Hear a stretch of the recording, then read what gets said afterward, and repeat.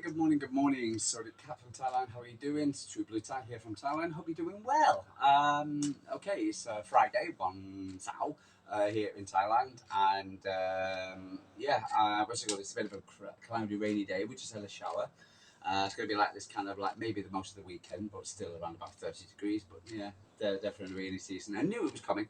What's it called? But so different marking temperature, the feel of temperature, because you've got the feel like temperature as well. A couple of days ago when I went running, etc., it was about around 35 degrees, and you can feel the temperature up to about 40 degrees. You can feel it all day, and you're just kind of sweating most of the day, as it were. I don't sweat that much at all. I only sweat here more than anything else, but I don't really sweat at all. But you just felt really, and I had to have a few showers, and then what's it called? Now, I'm wearing this. I feel confident. I don't feel, feel say fresher, etc. But we feel more, more alive, as it were. Even though I love the heat, I love the heat. Anyway, so never mind. Let's talk about the Manchester City, for instance. Okay, so for instance, we haven't had any more transfer news, as it were. We've kind of heard updates. We haven't really. What's it got? Any concrete news from Manchester City, apart from the fact that I believe the Reijnders was deal was, I believe, the first, because I've heard a lot of crap again from the media or social media. People put things on which is rubbish. Say Man City is AC Milan rejected Manchester City. No, the what's it called? They didn't want the first bid, was about 55 million. I believe this next second bid is about the 65 million, and I think that will probably get over the line. It was a favourable bid, as it were, for instance, and so I expect that to get over the line. I'm really, really confident about this transfer deal now, and what's it called? I'm really looking forward to it. But I'm very, very confident the China Riders bid will get done, and he will be a City player before the Club World Cup. And that was also encouraged by what Khaldoon Mubarak in his first part of his interview. Can't wait for the second part. For instance, where he said, we'll get these transfers done before the Club World Cup. Excellent. So, for instance, it looks like we've been, again, you've got to trust the club. You listen to a lot of Club World Cup. So I expect that to happen before the next few days. My personal opinion, I'm going for an 80%, easy 80% at the moment. Again, these things could happen, but I believe his players keen. They're resigned for him. He said goodbye to his mates. For instance, I believe to cancel the holiday to Ibiza. So I expect Reijnders to be a Manchester City player. But again, I'm still going to give it 80 because you never know. Never know. I'm very cautious. City fan far too long. The second one was, so we can now focus on Cherki. I believe that will get done very easy. The release clause, about 25 million. I think we'll go for about 30 or so. I think they have got to pay 9 million to their parent club. I believe he's aware of Man City's. I don't know, for instance, whether he's keen, but I'm very surprised if he wouldn't go and come to Manchester City.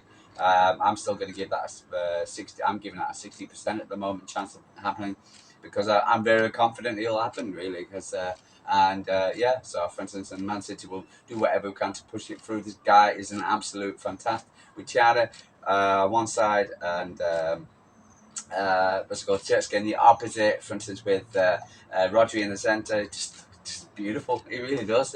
I'm so happy. With Foden and Mamouche and Haaland, etc., with Oscar Bob and Doku and Savinho, we look pretty damn decent. There was a comment on by, again, I was listening to ESPN, and by, again, what was he called? What was his name? English media guy, for instance. It was talking about the PSG final against Inter Milan Saturday, and he was talking about how the PSG used to be took on the Man City look of buying biggest players. And I thought that was a bit nasty. Just trying to get the guy's name. We see the clip, but he was slagging off Man City, saying, but now they've ditched that. Now they've gone to a fast attacking football. Well, if you look at Man City 2025, 2026, that's what you'll see. And I saw a glimpse of that, of this side to side thing. What's it called? I think we'll probably see the end of that now. I think that's going to go. So I think we'll be more fast attacking football, really, and fast wingers, fast attacking, and I think that's what Man City are going to go for now. And I think it's going to be. And if I look at the rest of the clubs, I just don't think they're up for it, regardless. Not to say that they don't have fast attacking players. They do. They do, without a shadow of doubt. But I believe, for instance, Man City will what's called that's how we get caught on break by fast attacking. But I don't think the way that Man City will play that, for instance, it's going to give them less opportunities. To counter attacks against us, because normally we play it about they grab it and boom straight down the right down the pitch. But I think, for instance, we're going to be, yes, the chances of losing the ball is big, but I think, for instance, if he brings skilled, fast attacking, skilled players in, it'll probably be act as a different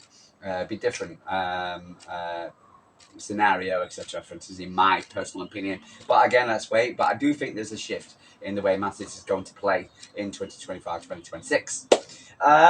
There was other news that, for instance, Ilkay Gundogan was in Turkey. Now, previous day, I'm like, hey, what? I thought he was Bernardo Silva in Turkey with Galatasaray. Then what's his name? I was listening to the United Stand, and for instance, not United Stand, not United Stand. The South Stand, and presented there, and he said, I can't remember his name at the moment, and he said, just because I'm in Dubai doesn't mean I'm actually I'm moving there. Okay, and the mere fact that Ilkay Gundogan is Turkish or Turkish German, for instance, and he loves Turkey, doesn't mean to say that he's moving there. He's probably looking at thinking about other things. He's probably visiting people. So so give the guy a break, whether I still feel he wants to stay at City and he still wants to be a coach at City. Now, if City are willing, if he gets an offer and he wants to go, then he's willing to go. Then he wants to give up and maybe come back to City. Maybe not. But I think he definitely wants to stay. He knows his time is going to be limited. But he knew that when he came back from Barcelona, for instance, which we knew it. He never expected to play so many games. So, for instance, and I think he's been given a bad rap. But he stepped up. When for players like e.g. Rodri, for instance, who were injured, and he's not a number 6. He was never a number 6. And he certainly improved, etc. When we brought in the likes of Nico Gonzalez. So I think we just give the guy a break, etc. I think we should definitely keep him. Ilkay Gundogan. I think a lot of people, for instance, you probably won't expect to play, but I think he's more interested in, for instance, being a coach and working with Pep. I think it's more than anything else. The Bernardo Silva Galatasaray, I haven't heard much, but we'll see. Divine Mubamba, this guy, for instance, we definitely need to keep a hold of. Ipswich are after him, so for instance, and I just do not want him to leave at all. Man City plays a £10 million valuation on him, on a 20-year-old, but City want to actually loan him out, if anything. But we do not want to let this guy go. I'd be pretty upset with the club with letting him go. With all the academy players, we've got the likes of Winston Pusey's come out and saying he's had enough of the under-21s, he wants more game time.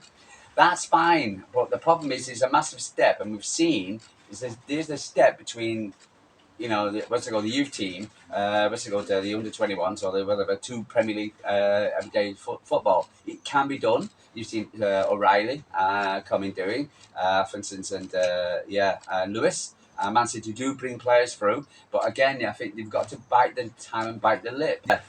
Liam Delap, etc. It has, for instance, he is by this time. He's learned. He's gone off to Ipswich. Now he's going off to Chelsea. By looks at 30 million win. He's got good luck to him.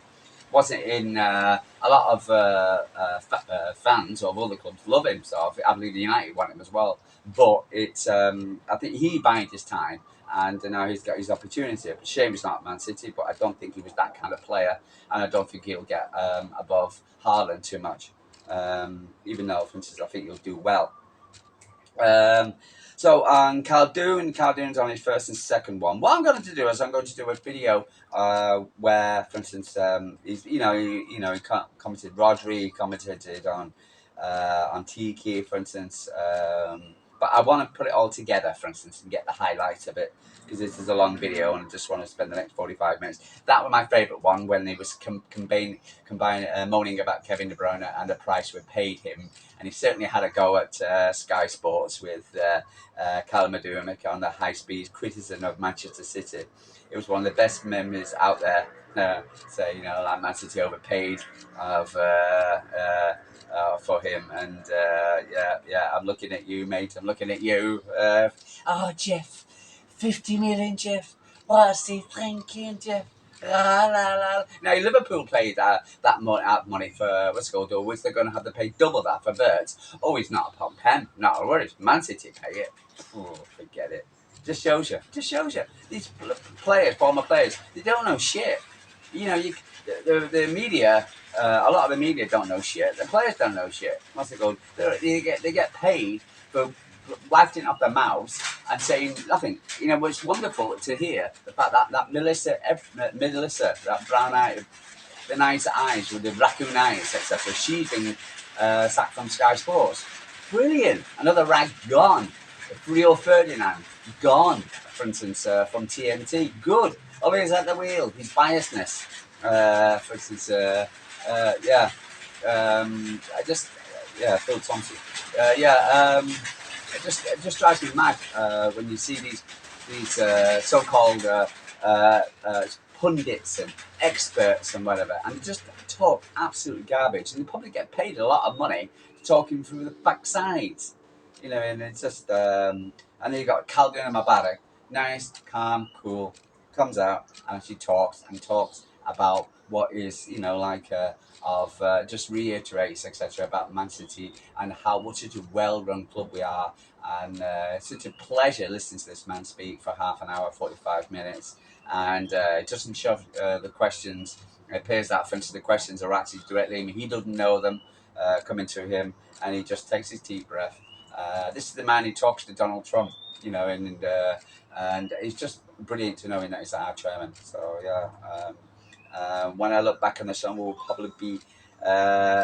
probably be more aggressive in the changes that we need to. It accepts the faults, accepts the faults. He's not like Ratcliffe and moans.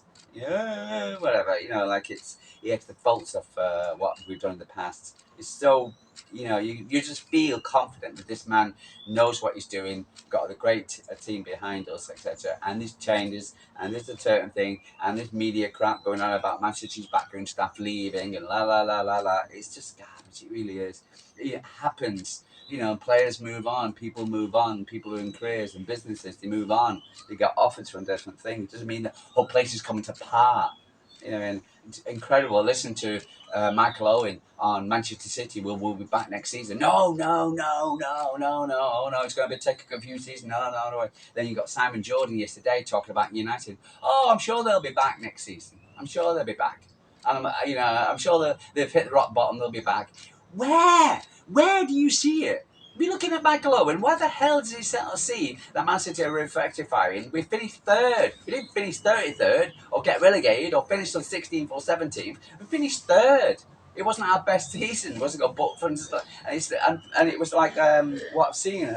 Pep has only finished twice third when he first came to Man City and this season. And there's so many reasons why we finished third. Okay, and it's not just one reason. It wasn't just Rodri. It was many reasons why we finished third. The fact that Phil Foden's form, Jack Grealish's form, Kevin De Bruyne's injury. We could go on about why Man City finished where we finished, and we still haven't even got into that yet. So the mere fact that, for instance, the club is addressing it, and Cardoon says we're going to address it. We brought in 4 new players. We've also got Juma Bar, for instance, out on loan, which we're expecting to come in soon. They also got so for instance, and we're tying up new players now. We're looking a lot better, and the way we finished very strong. Okay, the only was when the Crystal Palace cheat, where the goalkeeper should have been sent off. And for instance, in the United draw, which is an absolute embarrassment, United only picking up a 1 point against that shower. But to sit there and say Man City's fallen off the cliff and it's going to be better, what Michael Owen's saying, and then you got Simon Jordan talking about how Man United will be back. Where? When? How? they're in Malaysia getting stuck by associated Asian football. A guy from Myanmar. From associated. I'm in Southeast Asia. I never even heard of this lot. What's it called? And only to find out that. Yeah, but United are going to be back next season in some capacity. What capacity? Oh, you've got one player in. Wow, that's going to make a difference. They've got more problems than they have solutions. So what makes these pundits saying that Man City are dead where United are coming back? I just don't get it. I just don't see it. I just don't. I just sit there and thinking, well, what are they looking at? Which I'm not looking at. So, but yeah, it's just crazy. It really is. So, they've seen the green t-shirt. Yeah, that's going to take a while. I'm going to need to see that. I'm not sure. That's like you going swimming. Swimming top. We're going swimming, yeah. So, but it looks, Haaland. Haaland looks good, but then again, it's Haaland, isn't it? But it's a different one. It really is. Yeah. Is it the raindrops? Is that something to do with Manchester? So I'm not sure about that one. I really am. Yeah, but we'll see. But no, knowing that, for instance, I feel very, very confident. I get more confidence when I listen to this man talk, and feel good about things. So, but yeah, any other transfer business? Not really, from what I've just said. For instance, again, we'll have to see what the goalkeeper. That's nothing that happened there. Anything new from what I said yesterday. But we'll just have to, keep an. I'm just confident. I feel more confident. I feel more upbeat, as you probably can see, even though it's raining. I'm a bit more confident now. I've listened. I can't wait for the second part of the interview, and we dispensed with quite a few things. Now we've got the nitty gritty. I'm sure he's going to talk about the 115, and I'm sure the media are waiting for the, to sit there to twist it. But no, but it's nice to knowing that. The thing is, as a Man City fan, and I've said this for a while, as a Man City fan, you feel like you're in a boxing match, and you keep getting hit by boom, boom, boom, boom, boom, by the media and comments and rival fans, and people just think they can just come out and say what they want. And for instance, and you need a bit of backup, and the club do need to stand up for this itself. I do need to stand up for its fans, and do more. For instance, put his head above a parapet and say, "Listen, shut your mouth. Who the hell do you think you are?"